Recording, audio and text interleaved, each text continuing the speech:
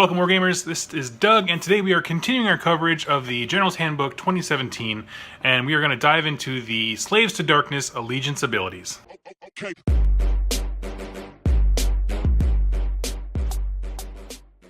Okay, first off, if you haven't seen my video coverage that reviews the Slaves to Darkness Start Collecting box, click the link up above. I'll also put it in the show notes down below. Go ahead and start there, because not only do we have a discussion about the box contents for getting started, but also kind of a general feel of the army as a whole, where you can develop from the starting point. So we kind of have some good information there. This is really just going to be kind of additive to that, as I'm going to be going back to a lot of the boxes that I covered that don't have allegiance abilities and kind of putting new information with them. That being said, the way I'm going to be doing these allegiance ability reviews is just kind of go over, generally speaking, what the rules are, and then also kind of giving ideas of what that means for the models on the tabletop. So if you don't play Slaves to Darkness, you can still learn something, because these kind of synergies are going to be coming your way.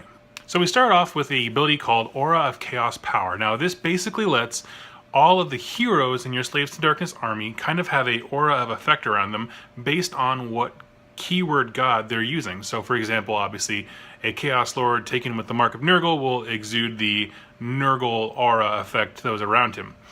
Basically what these are is re-rolls of 1 depending on what god you take. So Khorne is hit rolls of 1, Nurgle is wound rolls, and so forth. Slaanesh is, I think, run and charge rolls of 1. I know that if you go unmarked, you can get +1 to your bravery, which will come important really a lot later when we talk about kind of the synergies that are built inside the allegiance abilities. So unmarked stuff is not crummy, kind of shorthanded as it used to be.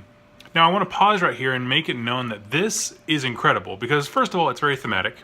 The kind of synergies should always base themselves around your heroes. It's a very chaos centered, where all of these people are trying to be champions of their god. They're trying to ascend to a higher level. So it's very like individual model focused, rather than, you know, like Skaven, which is very hordes and hordes of dudes.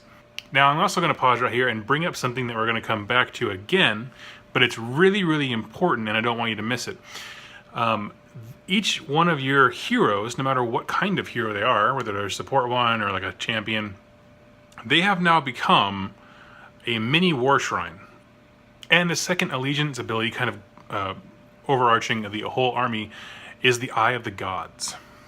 Now, what is this? If you are a longtime player, like I am, I have played a lot of 40k, played a lot of fantasy, then you're familiar with this. We would know it as the Chaos Boon Table. This is epic. It adds so much flavor to the army. One day I hope that they get their own book and they kind of go through each of the rewards as kind of details and add a little paragraph to them. I would love that. But what it essentially is if any of the heroes in your army, the Slaves to Darkness army, kills a hero or a monster in the combat phase, that's important, combat phase, then you get to roll 2d6 and consult this chart. Now this chart has everything from just minor bonuses and buffs. You can like block your next wound. So that, now here's the thing, number 2, which is the lowest you can roll on a 2d6, is that you turn into a spawn. Okay, just replace your model, your hero, with a really, really, really crummy, I say crummy, it could be a good thing, chaos spawn. Now, you don't have to, which I like. They've actually made provisions in this. They say you can replace him. It doesn't cost you any points in match play, which is phenomenal. That they're started clarifying that kind of stuff right from the get-go. And if you don't have a chaos spawn model, that's perfectly fine. You just take D3 wounds instead. Now, while that seems really crummy, it's a good way for players to be able to mitigate their collection, things like that. So no one feels left out.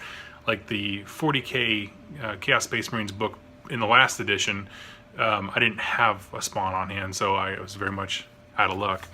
But on the other end of the spectrum, if you roll a 12, you turn straight up into a Demon Prince, which is pretty freaking cool. And so that is definitely an upgrade for most heroes in your army, barring, say, I don't know, Demon Prince. Now, mathematically speaking, on a 2d6, you're going to get a 7 a lot. So numbers 6 through 8 are, I think it's called the Eye Opens, where you get to re-roll and your next failed wound hit or save roll, which is very good. In addition to all of that, they have this thing, and this is not going to come up very often, so don't, I mean, it sounds incredibly cool, but whatever.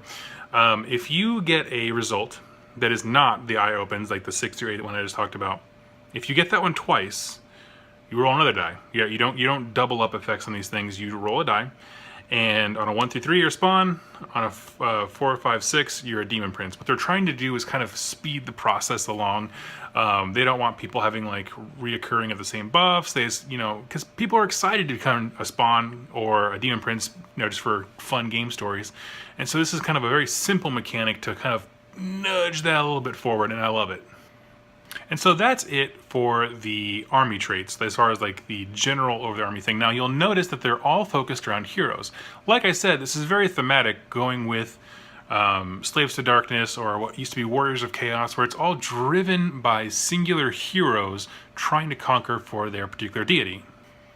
So now we're going to move more into the command traits. Like I said, we've been hero focused before, and now we're going to double down on that and go with heroes and artifacts, things like that that only heroes and singular characters can take. First up is the Eternal Vendetta. You can re-roll failed wound rolls for attacks made by the general combat phase against targets with the order keyword. Meh, it's not incredible. I don't like command abilities that, unless you're playing a narrative game and you specifically want him to fight, an order thing, or it's coming. As far as like grand tournaments and that, where they have you choose those abilities beforehand, I think it's just a little too narrow. Order is the largest of grand alliances, but even within that, there's still quite a bit else out there on the field. Flames of Spite. If the wound roll for an attack made by the general is 6 or more, it inflicts 1 mortal wound in addition to any other damage that is inflicted.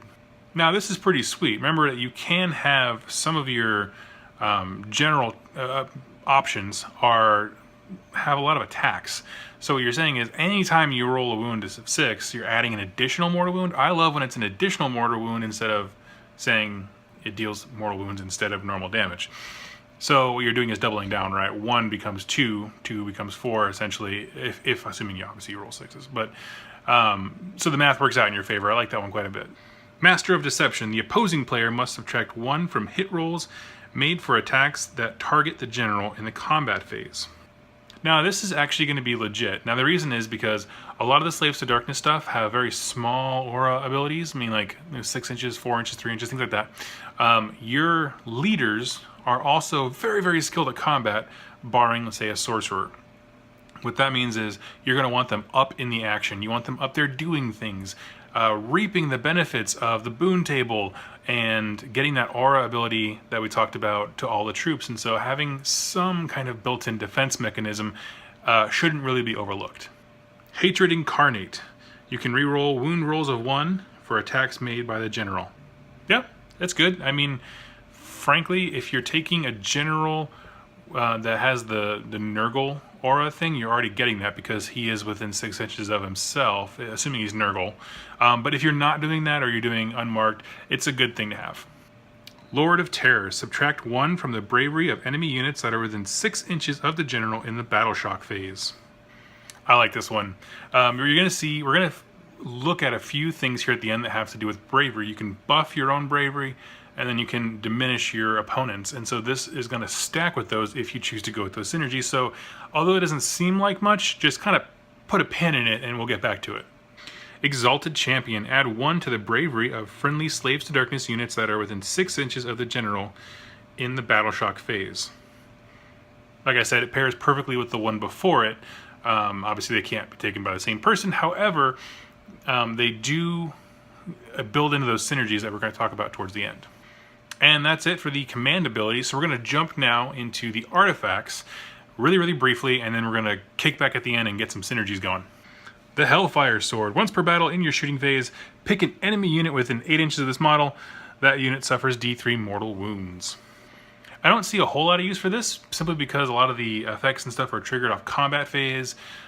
Shooting is not a huge part of this army. However, I can see the argument if you were really gunning for the the boon table, trying to get your lord upgraded, and you wanted to kill a hero or a monster, having some other mechanism to bring down wounds. Say he had 4 or 5 wounds left, and you can't do more. You can't do enough to kill him in the shooting phase, which is good. Otherwise, you wouldn't get the boon.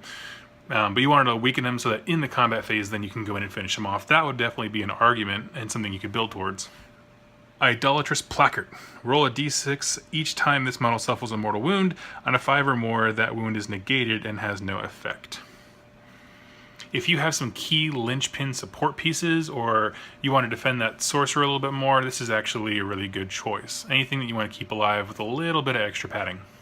Helm of the Oppressor. Enemy units within 6 inches of this model in the Battle Shock phase must subtract 2 from their bravery.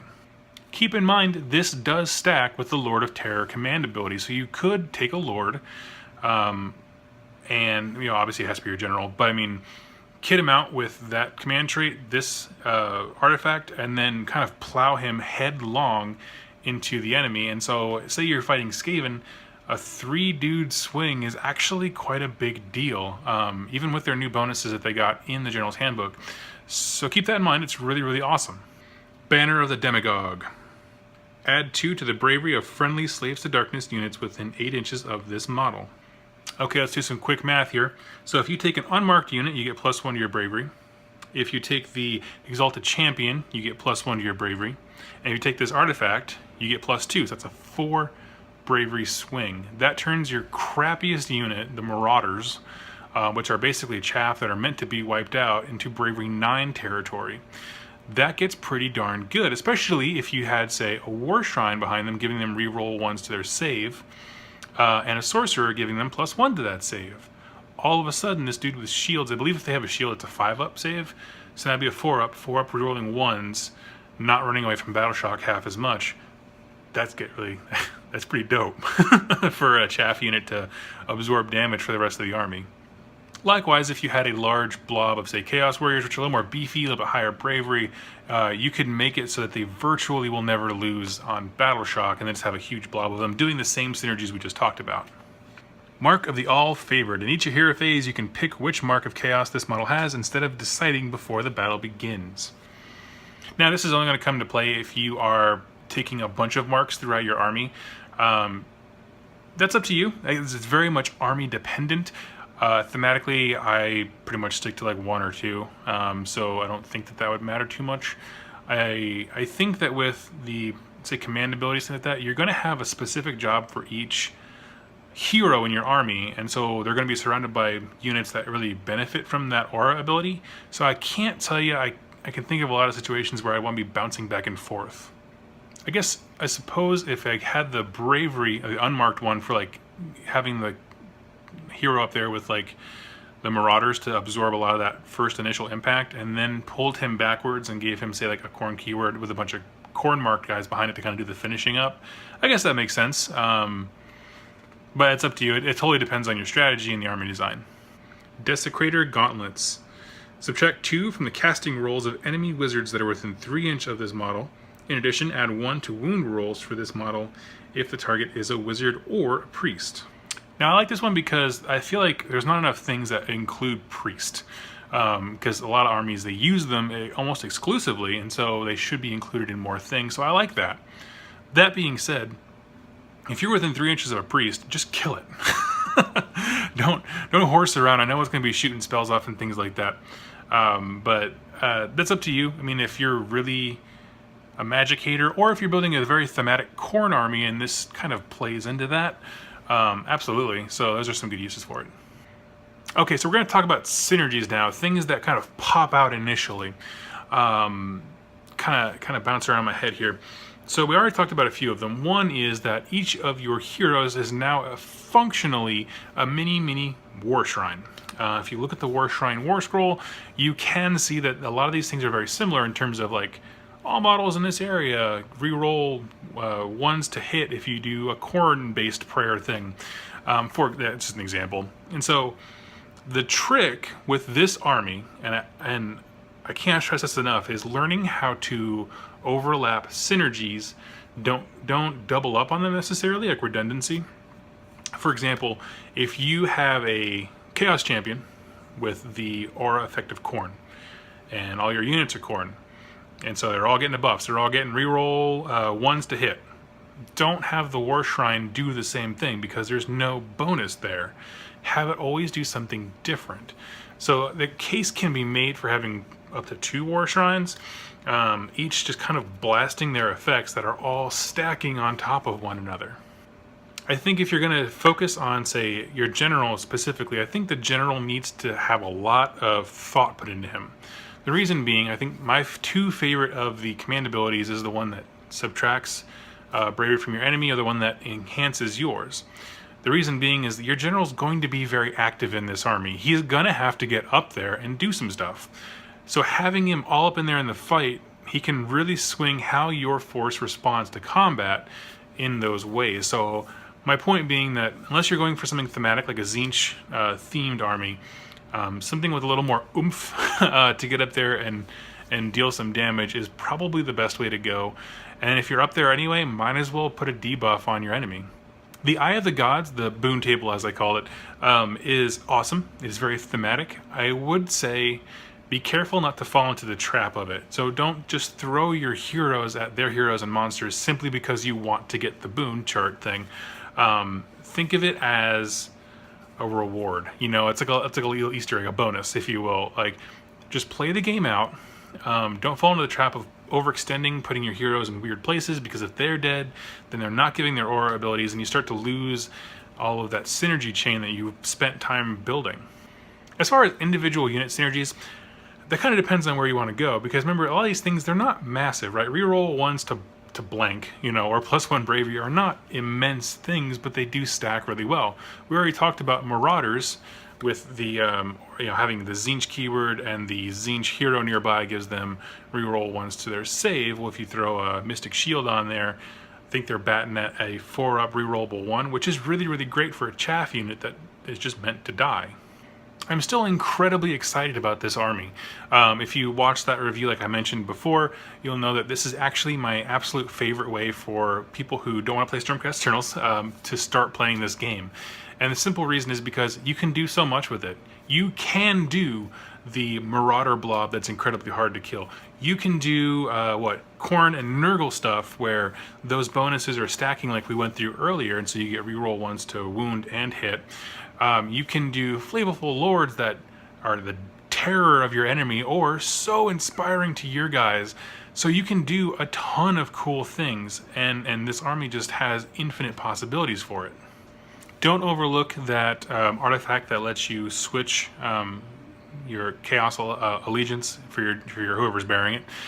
You can do cool things. You can say have your Slaanesh guys up front, and so he's giving them the aura ability that rerolls one, so it's like get, and he just kind of bolts them forward. Then he changes his and goes back and buffs other units. So there's kind of like, again, you can think of every one of these marks and things like that as a wave and treat them as such, right? Like, Slaanesh guys are all about speed. Okay, so send them forward at first. Nurgle guys are about toughness.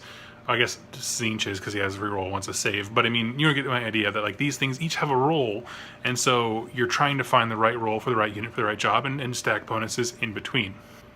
Thank you guys so much for watching this. I'm really excited about the coverage of the new book, the new, I guess, handbook coming out.